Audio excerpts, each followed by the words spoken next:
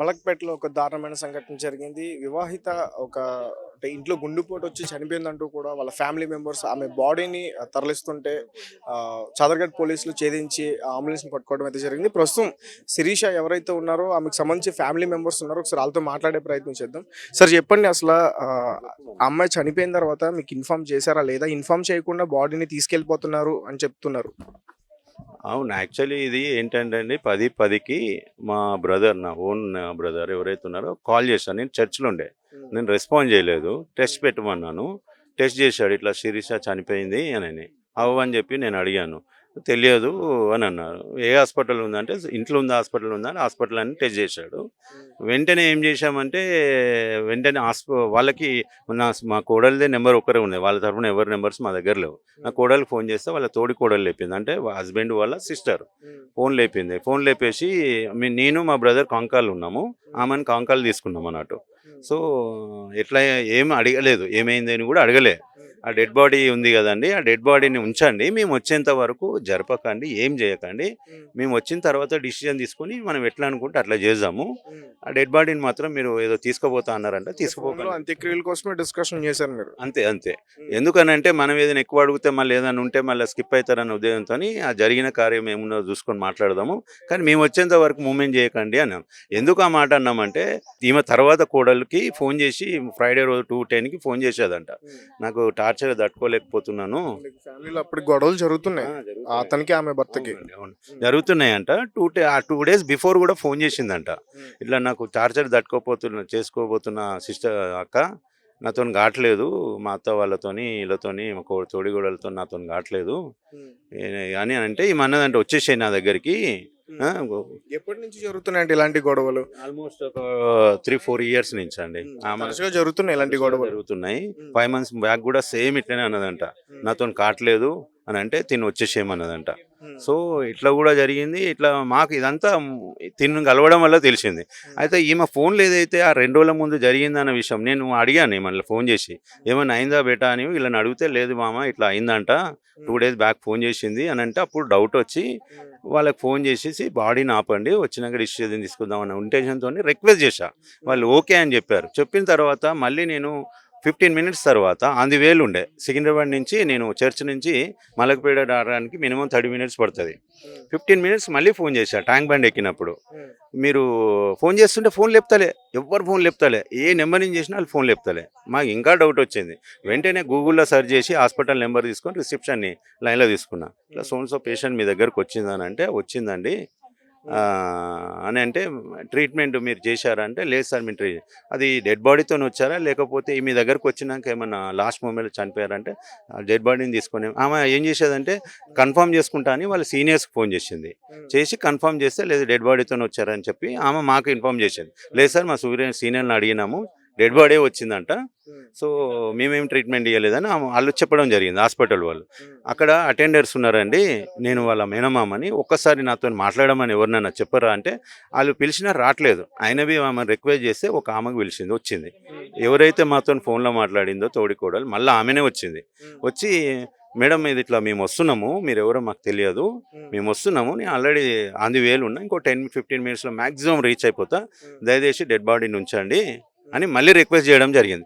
Okay అని పెట్టేసిన తర్వాత మేము అక్కడికి వచ్చి డెడ్ బాడీ దగ్గరకు వచ్చి మీరు ఎక్కడ గొడవ చేస్తారని చెప్పేసి ముందుగానే వాళ్ళు ఆ బాడీని ఇక్కడ నుంచి తీసుకెళ్లడం జరిగిందా?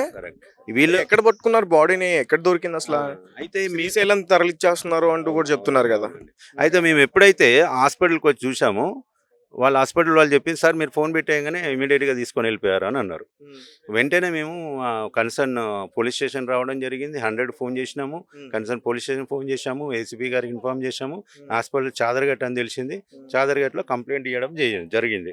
జరిగిన వెంటనే సిఐ గారును ఎస్ఐ గారు మా ఎంబడే హాస్పిటల్కి వచ్చి వాళ్ళ ఫస్ట్ పోలీస్ స్టేషన్ ఉన్నప్పుడు ఫోన్ చేసినప్పుడు లేపారు ఒకరు, ఇట్లా పోలీస్ స్టేషన్ నుంచి కాల్ చేస్తున్నాము ఎస్ఐని, ఇట్లా మీరు డెడ్ బాడీని తీసుకొని పోవడం కరెక్ట్ కాదు కదా, మీరు ఇక్కడ పోలీసులను ఇన్ఫార్మ్ చేయకుండా ఎట్లా పోయినారు, దయచేసి మీరు అంబులెన్స్ రిటర్న్ రమ్మని పోలీసులు ఇన్ఫార్మ్ చేశారు వాళ్ళకి. సరే అని చెప్పి ఫోన్ పెట్టేసి వాళ్ళ ఫోన్ లేపడం కూడా బంద్ చేశారు. కానిస్టేబుల్ ఎస్ఐది, హెడ్ కానిస్టేబుల్ది ఎవరు ఫోన్లో రెస్పాండ్ చేయట్లేదు. అట్లా ఎలా దొరికారు వాళ్ళు? అప్పుడు మేమేం చేసామంటే సిఐ గారిని ఎస్ఐ గారిని తీసుకొని వాళ్ళ వెహికల్ నా వెహికల్లో హాస్పిటల్కి వెళ్ళడం జరిగింది. హాస్పిటల్కి వెళ్ళి జరిగిన తర్వాత వాళ్ళు హాస్పిటల్లో ఇన్ఫర్మేషన్ ఆ కన్సర్న్ పర్సన్ వీళ్ళు తీసుకున్నారు. కెమెరాస్ వీళ్ళ ఫోన్ ఏదైతే ఉందో మేము ఇచ్చిన నెంబర్స్ మీద ట్రాక్ చేస్తుంటే వాళ్ళు నా కడతాలు దాటిపోయారు అప్పటికే. చేసి వాళ్ళు ఏం చేశారంటే ఒక అన్నోన్ నెంబర్ నుంచి మళ్ళీ కొడితే లేపిండ్రు. ఒక లేడీ సేమ్ పర్సన్ లేపింది. ఏడున్నారంటే మేము ఆంధ్రవేలు ఉన్నాం, మీరు ఆడ పోద్దామా, మళ్ళీ మాట్లాడారు. సిఐ గారు మాట్లాడారు, మీరు పోవద్దు, రిటర్న్ రండి, మీరు ఎక్కడ ఉన్నారు ఏందన్నారో మాకు తెలిసింది, మీరు రిటర్న్ రండి అని చెప్పారు. చెప్పి ఆయన ఏమన్నాడంటే అంబులెన్స్కి డ్రైవర్ ఉన్నాడు కదా ఆయనకు ఫోన్ ఇవ్వండి అంటే ఇవ్వకుండా కట్ చేసింది. ఇక వీళ్ళు మళ్ళీ ఫోన్ చేస్తుంటే లేపుతాలే.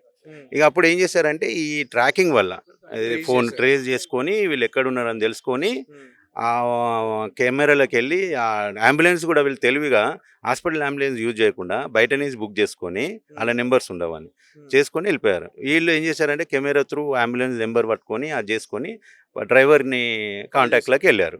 డ్రైవర్కి వార్నింగ్ ఇచ్చారు, నువ్వు ఇక్కడ రాకపోతే కేసు బుక్ అవుతుంది, ప్రాబ్లం ఏదో ఉంది, నువ్వు ఇమీడియట్గా డెడ్ బాడీ తీసుకొని చాదర్ఘట్ పోలీస్ స్టేషన్ రావాలని. ఆయన నెంబర్, డ్రైవర్ నెంబరును ఆ వెహికల్ నెంబరు సిఐ గారు మా ముందే తీసుకోవడం జరిగింది. అక్కడి నుంచి ఎస్ఐ అది మన డ్రైవర్ మాకు కాంటాక్ట్లు ఉన్నారు. అక్కడ శ్రీశైలం తరలించేసి మీకు చెప్పకుండా అంత్యక్రియలు కనుక జరిగిపోతే అమ్మాయి ఎలా చనిపోయింది అనేది ఒక మిస్టేక్గానే ఉండిపోయింది. 100% అదే డౌట్తోనే నేను పోలీస్ స్టేషన్లో ఒకటే చెప్పాను, సార్ మీ కాల్ పట్టుకుంటా ఇంకోటి పట్టుకుంటా, అది ఏమైందని బాడీని మాత్రం వాళ్ళు ఏం చేయకుండా మాకు పట్టుకునేటట్టు చేయండి అని వాళ్ళతోనే నేను 1.5 hour వాళ్ళతోనే ఉండి, వాళ్ళు ఉస్మానియా హాస్పిటల్ బాడీ వచ్చేంత వరకు పోలీసు వాళ్ళతో ఉండి, పోలీసు వాళ్ళు కూడా చాలా అంటే చాలా రిటర్న్ వచ్చిన తర్వాత వాళ్ళు ఏం చెప్తున్నారు, ఇప్పుడు అత్త మామ కానీ ఇక్కడ కూడా ఉన్నారు కదా, వాళ్ళు ఇక్కడికి వచ్చిన తర్వాత ఏం మీతో మాట్లాడారా, ఎలాంటి విషయాలు చెప్తున్నారు? మేము పోలీస్ స్టేషన్లో ఉన్నప్పుడు ఈ బాడీ ఇక్కడ వచ్చేసిన తర్వాత కొద్దిసేపటికి వాళ్ళు పోలీస్ స్టేషన్ రావడం జరిగింది. మా ముందు అప్లికేషన్ రాస్తున్నారు, ఇట్లా చనిపోయింది, న్యాచురల్ డెస్ట్, చెస్ట్ పెయిన్తో చనిపోయింది అనేది అప్లికేషన్ రాస్తున్నారు మళ్ళీ రాకుండా. అప్పుడు రాస్తుంటే నేను మాతోనున్న ఎస్ఐ గారిని అన్నాను, సార్ అది మాది ఎఫ్ఐఆర్ కాపీ ఇవ్వండి, మళ్ళీ రాస్తున్నారు, ఎఫ్ఐఆర్ కాపీ నాకు ఇవ్వండి అని చెప్పి వాళ్ళని రిక్వెస్ట్ చేయడం జరిగింది అన్నట్టు. సో జరిగిన తర్వాత అప్పుడు ఆయన ఎస్ఐ గారు అన్నారు, అమ్మ నువ్వు వాడు బయటకు పో, మేము ఇక్కడ పని చేస్తున్నాం కదా అని ఎస్ఐ గారు ఆమెకు చెప్పడం జరిగింది. వాళ్ళు వెళ్ళిపోయినాక మాది కంప్లైంట్ రాసుకున్నాక వాళ్ళు పక్కన వచ్చి కూర్చున్నారు. కూర్చొని ఆమె చెప్తుంది వర్షన్, ఇట్లా చెస్ట్ పెయిన్ అది ఇది అని ఏదో చెప్తుంది. ఆమె ఎవరని అంటే మా సిస్టర్ వాళ్ళ హస్బెండ్ వాళ్ళ సిస్టర్, మాతో ఫోన్లో ఎవరైతే ఉన్నారో ఆమెని వెంటనే నేను అన్నాను, నీతో నేను మాట్లాడినాను కదా, మాట్లాడినప్పుడు నువ్వు ఒకవేళ న్యాచురల్ డెత్ అని నీకు అనిపిస్తే నేను అన్నిసార్లు రిక్వెస్ట్ చేశా, అన్నిసార్లు ఫోన్ చేసినా, నీ రిక్వెస్ట్ చేసిన తర్వాత ఫోన్ లేపలేదు, నువ్వు డెడ్ బాడీని తీసుకొని ఎందుకు పారిపోయినావు అని నేను ఎస్ఐ గారి ముందే పాయింట్అవుట్ చేశా. ఆమెని ఎవరైతే ఫోన్ రెస్పాన్స్ చేసిందో అలా తోడుకోవడాన్ని ఉన్నారు అక్కడ కూర్చొని ఉంది. అడిగితే ఆమె మా మీదే ఎగురుతుంది, రేషన్ నువ్వు అలా మేనమామ అని మాకు తెలియదు కదా, అందుకే మీకు ఇన్ఫర్మేషన్ ఇవ్వలేదు, మీరు ఎవరు అని అంటే వెంటనే అన్న, ఒకవేళ నేను మేనమామ కాదని తెలిసింది అనుకో, మీ హస్బెండ్ నవంబర్కి మా ఫంక్షన్కి ఎందుకు పంపించండు మా కోడల్ని, అది కాకుండా మా మేనకోడలికి ఫోన్ చేసి నువ్వు కన్ఫర్మ్ చేసుకోవచ్చు కదా, వీళ్ళు ఎవరో సురేష్ అంట, మధుకర్ అంట, మైనమ్మ అంట, కరెక్టేనా కాదా, వాళ్ళు బాడీ చూస్తా అంటున్నారు, అది కన్ఫర్మ్ చేసుకోవచ్చు కదా, అది కూడా ఎందుకు కన్ఫర్మ్ చేసుకోకుండా బాడీని తీసుకొని పారిపోయారు. అది కాకుండా నా మేనకోడళ్ళు వాళ్ళు అందువేలో ఉండే, ఖమ్మం నుంచి వస్తున్నారు, పరకాల నుంచి వస్తున్నారు, వాళ్ళు ఉండమని అన్నప్పుడు వాళ్ళకు కూడా మీరు చూపించకుండా, వాళ్ళు వచ్చేదాకా కూడా ఉండకుండా మీరు ఎందుకు పారిపోయినారు. సో మాకు ఆర్గ్యుమెంట్ ఏం లేదు, మాకు ఒకటి డౌట్ ఉంది, మీరా ఇంకోరా ఏమైనా జరిగిందని ఇందులో అయితే 100% మాకు డౌట్ ఉంది. ఆ రిపోర్ట్ వచ్చిన తర్వాత ఏందనేది తెలుస్తుంది. బాడీని తీసుకొచ్చిన తర్వాత ఇప్పుడు ఆ ఒంటి మీద గాయాలన్నీ అని చెప్తాను, చూసారా? నేను చూసాం, చెస్ట్ నీకు నేను వీడియో తీశాను, మొత్తం వీడియోలో క్లియర్గా నెక్ మొత్తం బ్లాక్ అయిపోయింది, మెడ పెట్టి బిస్కారు. ఇంకోటి ఇద్దరు ఈ హార్మ్స్ ఉన్నాయి కదా గట్టిగా పట్టేసుకున్నారు, మొత్తం కమిలిపోయినాయి, ఈడ కమిలిపోయినాయి, మెడ కమిలిపోయింది, చెస్ట్ మీద కమిలిపోయింది. ఇంకా మనం చూసే ఈ బాడే కాబట్టి మనం ఇవి చూసామన్నట్టు, చెంపల మీద ఫింగర్స్ పడ్డాయి, బ్లాక్గా ఉన్నాయి. ఇప్పుడు మీకు వీడియో చూపిస్తాను, వీడియో తీశాను నేను అది బాడీది. సో అది క్లియర్గా అయితే చంపేశారు, ఇంకా సెకండ్ థాటే లేదు. ఏంటి అంటే చంపడానికి గల కారణాలు ఏంటి? ఏమైనా ఈ వరకట్నపు వేధింపులు కానీ లేకపోతే ఇతర వేరే ఏమైనా కారణాలు ఏమైనా ఉన్నాయా? యాక్చువల్లీ వాళ్ళిద్దరిది కూడా లవ్ మ్యారేజ్ అని చెప్తున్నారు. ఇద్దరు కూడా ఆయన జాబ్ చేయడని మాకు ఇన్ఫర్మేషన్ అండి. ప్లస్ ఈమె సంపాదిస్తుంది, జాబ్ చేస్తుందా శిరీష? నర్సు, బిఎస్సి నర్సింగ్ చేసింది ఆమె, నర్సింగ్ ఇక్కడనే ఆమె అప్రెంటిస్ కూడా చేసింది ఉస్మానియాలోనే. సో చాలా తెలివిగలది. సో చాలా అనుమానిస్తాడంట తాగుబోతు. మీరు చూడండి ఒక మనిషి ఒకసారి చూస్తే మీకు ఐడియా వస్తుంది ఆ మనిషి ఎట్లున్నాడు. నా మేనకోడలు ఫోటో చూడండి, ఆయనను చూడండి. సో ఇద్దరు పెళ్ళైనప్పుడు ఎట్లున్నారు, ఇప్పుడు ఎట్లున్నాడు, నా మేనకోడలు ఎట్లున్నారు. పెద్దలు సమక్షంలో పెళ్లి జరిగిందా? వాళ్ళు ఓన్లీ వాళ్ళ సిస్టర్స్ ఆడు ట్రాప్ చేసి ఆమెను పెళ్లి చేసి ఉన్నారండి. అప్పటి నుంచి ఇప్పటి వరకు వాళ్ళు మా దగ్గర రారు. మాకు మేనకోడలు ఒక్కరే మా ఫంక్షన్స్కి అటెండ్ అవుతారు. సో ఆ మేనకోడలు తప్ప మాకు ఫోన్ నెంబర్ లేరు. మళ్ళీ వాళ్ళు పెంచుకున్న వాళ్ళు ఎవరైతే ఉన్నారో వాళ్ళ నెంబర్సే ఉన్నాయి మాకు. వీళ్ళకి సంబంధించి మాకు ఏం లేదు కాంటాక్ట్. సో ఇదైతే 200% చెప్తున్నాం అండి. ఇదంతా అత్త, మామ ఇద్దరునా?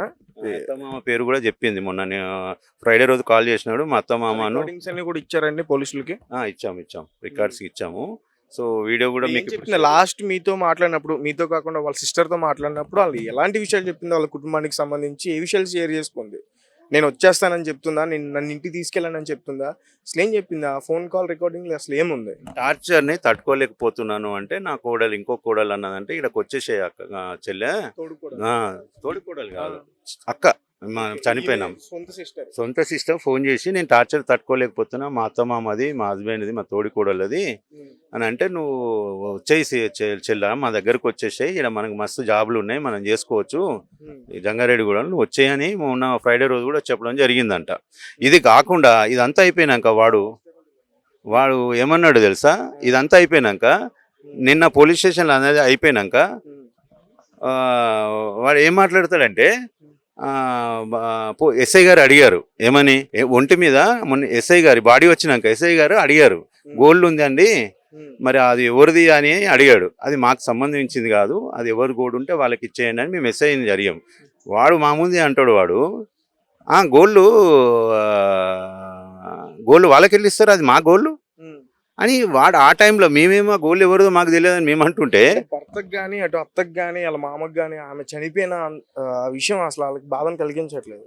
నిశ్శబ్దంగా ఉన్నారు వాళ్ళు. ముఖంలో ఆ 2-3 తులాల బంగారం ఒంటి మీద ఉన్నది, ఆ ఒంటి మీద ఉన్న బంగారం తీసుకోవాలన్న ఆలోచన తప్ప మాకు వాళ్ళని కలిసినాక మాకు అప్పటి వరకు వాని మీద ఒక కన్సర్న్ ఉండే, ఆ బంగారం మాది కాదు, అది ఎవరో తీసుకోండి అని మేము చెప్తే వాడు అంటాడు ఆ బంగారం మాది అని చెప్పి చెప్పడం జరుగుతుంది ఆ టైంలో.